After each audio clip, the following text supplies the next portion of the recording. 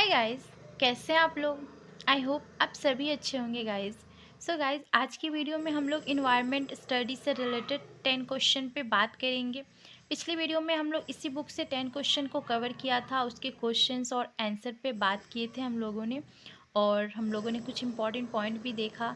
आज की वीडियो में भी हम लोग 10 क्वेश्चन पे बात करेंगे, ये भी बहुत इंपॉर्टेंट रहेंगे स्टडी आपका जो इन्वायरमेंट स्टडी है उससे। ओके, और ये आप कोई भी मतलब किसी भी क्लास में हो आप इसको स्टडी कर सकते हो, बिकॉज ये सभी के लिए इम्पॉर्टेंट है जो इन्वायरमेंट स्टडी करते हैं। ओके, सो गाइज, ये हमारा फर्स्ट क्वेश्चन है। आप देख सकते हो, जैव विभिन्नता के लिए 5 प्रमुख खतरों में से प्रत्येक का वर्णन करें। इनमें से प्रत्येक खतरे से प्रभावित हर एक प्रजाति का उदाहरण दें। यानी कि जो बायोडाइवर्सिटी है उस पे आपको 5 उसके जो नुकसान पहुंच रहे हैं उसका आपको वर्णन करना है प्रत्येक का। और इन पांचों पॉइंट आप जो लिखोगे, इनमें से प्रत्येक जो जानवर है या जीव है, प्राणी है, उन पे इनका क्या असर पड़ रहा है उसे भी आपको लिखना है। ओके गाइज, तो ये भी हम लोगों ने पिछली वीडियो में भी इससे रिलेटेड क्वेश्चन एक किया था, और इसके बाद ये क्वेश्चन है। ठीक है, तो यहाँ से आपका आंसर है। मैं पूरा आंसर नहीं पढ़ रही हूँ, नहीं तो वीडियो बहुत लॉन्ग हो जाएगी। ओके, तो यहाँ से आप आंसर देख लो और समझ के आप इसको शॉर्ट या फिर कुछ एक्स्ट्रा पॉइंट भी आप ऐड कर सकते हो।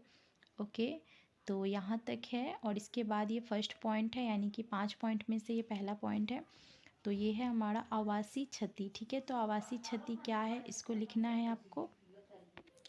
ये उसके बाद की सेकंड पॉइंट है, वन्य जीवन का अवैधानिक शिकार। ठीक है, तो ये सेकंड पॉइंट में हमारा लिखना है। थर्ड पॉइंट में थर्ड पॉइंट तो थर्ड पॉइंट है हमारा मानव वन जीवन संघर्ष। ठीक है, तो मानव जो है यानी कि उनका वन जीवन का क्या संघर्ष है उसके ऊपर आपको लिखना है, यानी कि 5 पॉइंट में से ये तीसरा पॉइंट है। उसके बाद ये चौथा पॉइंट है, सड़क एवं रेल मार्गों के लिए वनस्पति एवं प्राणियों को उजाड़ा जाना। ठीक है, तो आप ये भी बहुत इंपॉर्टेंट पॉइंट है कि सड़कों बनता है या फिर कुछ नया चीज़ जब कल कारखाने टाइप के कुछ बनते हैं तो उसके लिए वनस्पतियों को काट दिया जाता है। तो ये भी एक तरफ से सही नहीं है, यही पॉइंट में आपको लिखना है। ओके, तो इस तरह से आप इसको लिख सकते हो। और इसके बाद ये पॉइंट का उसी में से आंसर है। ओके, और ये हमारा 3 नंबर क्वेश्चन उसी क्वेश्चन का है ये पॉइंट, और ये हमारा उसके बाद का ये आंसर है। और लास्ट हमारा पॉइंट जो 5 पॉइंट है उसको आपको लिखना है, प्रहार सुलभ प्रजातियाँ। ठीक है, ये जो टिक किया है यहाँ तक ये हमारा आंसर कंप्लीट है 1 नंबर का। ओके गाइस, अब गाइज ये हमारा सेकंड क्वेश्चन है। तो सेकंड क्वेश्चन में आपको लिखना है कि अपरिष्कृत जो प्रबंध संबंधित विभिन्न कानूनों के बारे में आप बताएं। यानी कि अपशिष्ट यानी प्रबंध क्या होता है, यानी कि जो वेस्ट चीज़ें होती हैं ना, जिसका यूज़ नहीं होता है, तो उसके लिए भी कानून बनाया जाता है और उसी के ऊपर आपको लिखना है पॉइंट वाइज करके। ओके, तो ये भी एक इम्पॉर्टेंट क्वेश्चन है। तो यहाँ से आपका आंसर स्टार्ट है।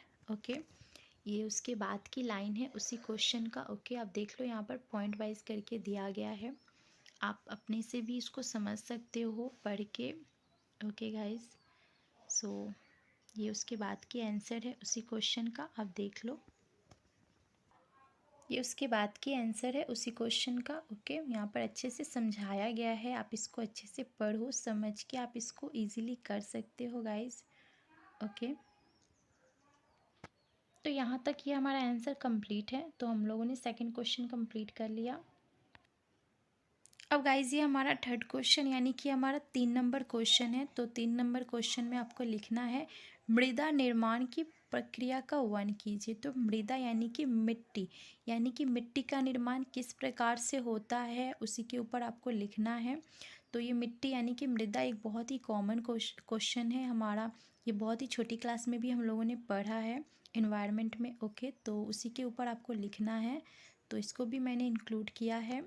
आप यहाँ से देख लो कैसे इसका निर्माण होता है, इसको हम पढ़ सकते हैं बट अभी बहुत, आप देख लो यहाँ से समझ के आप इसको लिख लो। ओके, या फिर आप इसमें कुछ और भी अच्छे से इसको एक्सप्लेन कर सकते हो। ओके, तो ये उसके बाद की आंसर है।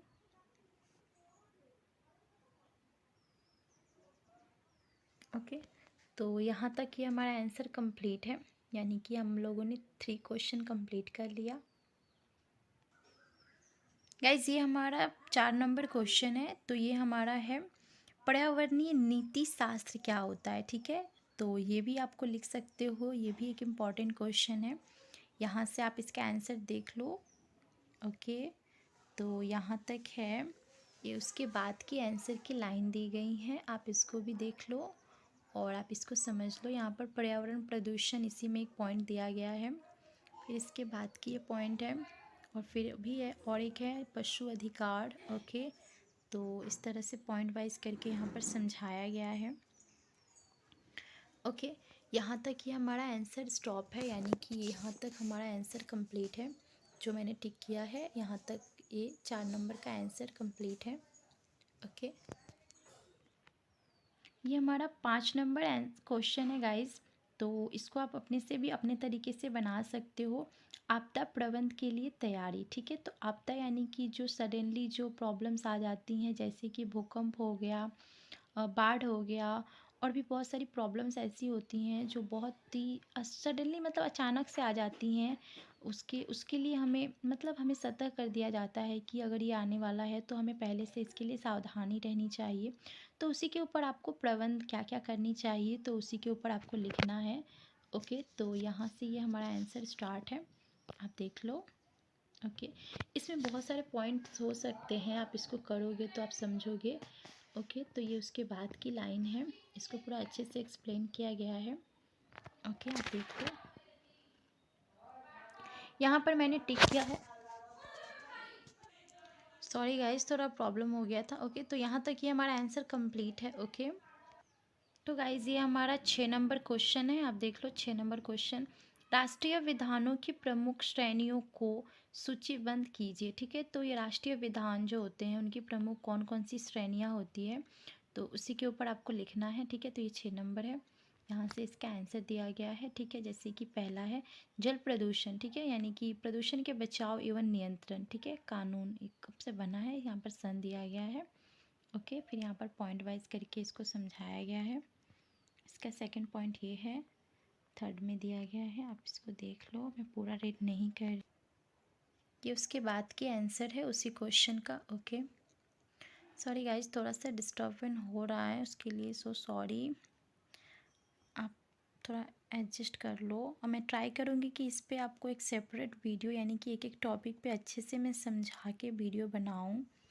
ओके, तो ये हमारा स्टॉप है, क्वेश्चन यहाँ तक ही है। सॉरी, मैंने टिक कर दिया है, यहाँ तक है आपका ये आंसर कंप्लीट है। ओके, ये हमारा 7 नंबर क्वेश्चन है गाइस।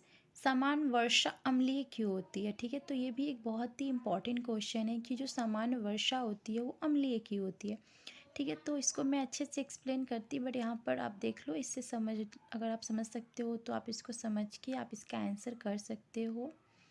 ओके, तो यहाँ पर दिया गया है अम्ल वर्षा के प्राकृतिक कारण होते हैं जिसके कारण, ठीक है। तो इसके अंदर में पॉइंट दिया गया है, उससे आप इसको समझ सकते हो। अम्ल वर्षा के मानव निर्मित कारण, ठीक है। तो ये भी एक पॉइंट है, इसके अंदर दिया गया है। ओके, ठीक है, तो यहाँ तक ये हमारा आंसर कंप्लीट हो गया है गाइस। अब गाइस ये हमारा 8 नंबर क्वेश्चन है। जल संरक्षण के लिए विभिन्न उपायों के बारे में बताएं, यानी कि तो यानी कि जल जो संरक्षण होता है तो उसको बचाना बहुत ज़रूरी है, स्पेशली अभी के टाइम में, बिकॉज़ अभी पानी इतना ज़्यादा लोग वेस्ट कर रहे हैं, जिसके लिए पानी एक तरह से बहुत ज़्यादा कमी हो गई है। तो उसी को किस तरह से हम बचा सकते हैं, उसका संरक्षण कर सकते हैं, उसी के ऊपर आपको उपाय यानी कुछ पॉइंट लिखने हैं। कुछ नहीं, आप इसको अच्छे से एक्सप्लेन करके लिख सकते हो कि कैसे हम लोग जल को बचा सकते हैं, ठीक है। तो यहाँ से आपका ये आंसर स्टार्ट है, आप देख लो। ओके, यहाँ तक है, ये उसके बाद की लाइन दी गई है, आप इसको देख लो, यहाँ तक है। यहाँ पर ये हमारा क्वेश्चन का आंसर कंप्लीट है। तो यहाँ पर हमारा ये आंसर कंप्लीट हो गया गाइज। सो गाइज ये हमारा 9 नंबर क्वेश्चन है। ओके, तो 8 हम लोगों ने कंप्लीट किया। सो 9 नंबर में आपको लिखना है कि पर्यावरण अध्ययन के महत्व को विस्तार से समझाए, ठीक है। तो पर्यावरण यानी कि जो इन्वायरमेंट स्टडी है उसको क्यों पढ़ा जाता है, उसके इम्पोर्टेंस क्या है, तो उसी के बारे में आपको लिखना है। ओके, तो यहाँ से हमारा, या फिर आप इस तरह से भी लिख सकते हो तो ये हमारा यहाँ से आंसर दिया गया है। इन्वायरमेंट स्टडी क्यों इम्पॉर्टेंट है ये तो आप जानते ही होंगे, पर फिर भी यहाँ पर कुछ पॉइंट्स दिए गए हैं, आप इसको देख लो। ओके, यहाँ तक है। ये उसके बाद की लाइन्स हैं। आई होप आप सही से इसको समझ रहे हो गाइस, और सॉरी अगर इसमें कुछ मिस्टेक हो रहा है तो, बिकॉज़ अच्छा ठीक है, आप देख लो यहाँ तक। तो यहाँ तक ये हमारा आंसर कंप्लीट हो गया।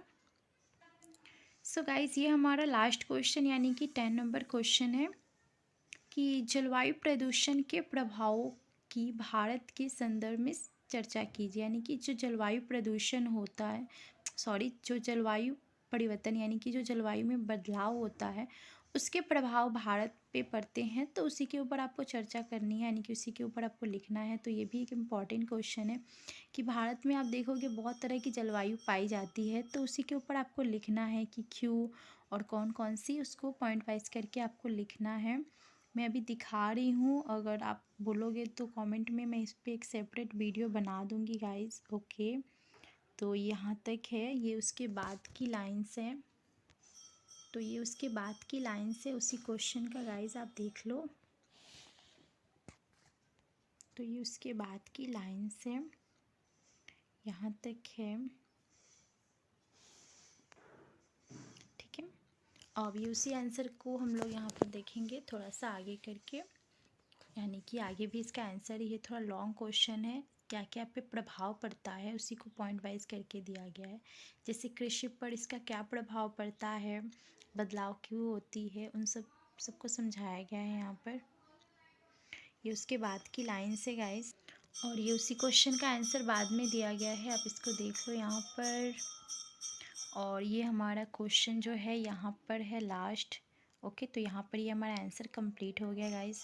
सो गाइस, सॉरी कुछ इसमें बहुत डिस्टर्बिंग हुआ था, आई नो, इस वीडियो में, उसके लिए बहुत बहुत सॉरी।